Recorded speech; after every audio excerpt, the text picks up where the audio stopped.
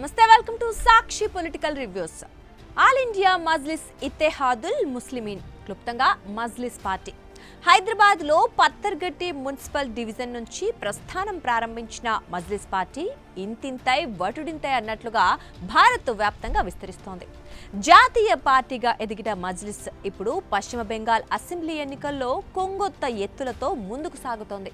తాజాగా మజ్లిస్ అధినేత హైదరాబాద్ ఎంపీ అసదుద్దీన్ ఓవైసీ మూడో ఫ్రంట్ను ప్రకటించడంతో ఇప్పుడు బెంగాల్లో ముక్కోణపు పోరు మొదలైంది.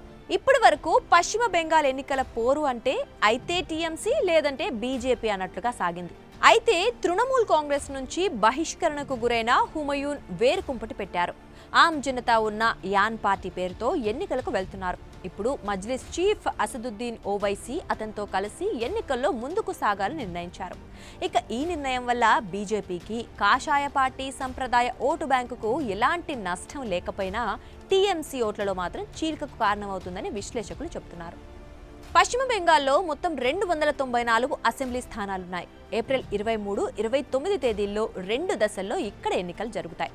మే 4న ఓట్ల లెక్కింపు ఉంటుంది. అయితే 15 ఏళ్లుగా అధికారంలో ఉన్న తృణమూల్ చీఫ్ మమతా బెనర్జీ ఈసారి కూడా తన విజయంపై ధీమాగా ఉన్నప్పటికీ మజ్లిస్ కారణంగా తెరపైకొచ్చిన మూడో కూటమి కారణంగా చెమటోడ్చక తప్పని పరిస్థితులు నెలకొన్నాయి.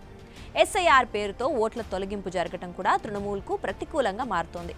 అయితే ఈ నేపథ్యంలో ముస్లిం ఓటు బ్యాంకును మజ్లిస్ ఖచ్చితంగా చీలుస్తుంది అనే అభిప్రాయాలు వ్యక్తమవుతున్నాయి.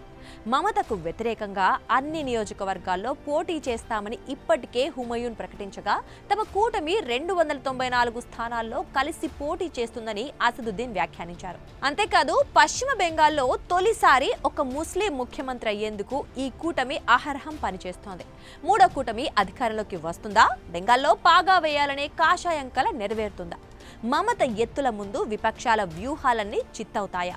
ఈ ప్రశ్నలకు సమాధానం తెలియాలంటే మే 4న వచ్చే ఫలితాల వరకు వేచి చూడాల్సిందే. ఈ విశ్లేషణ మీకు నచ్చినట్లయితే ఈ వీడియోను లైక్ చేయండి, షేర్ చేయండి.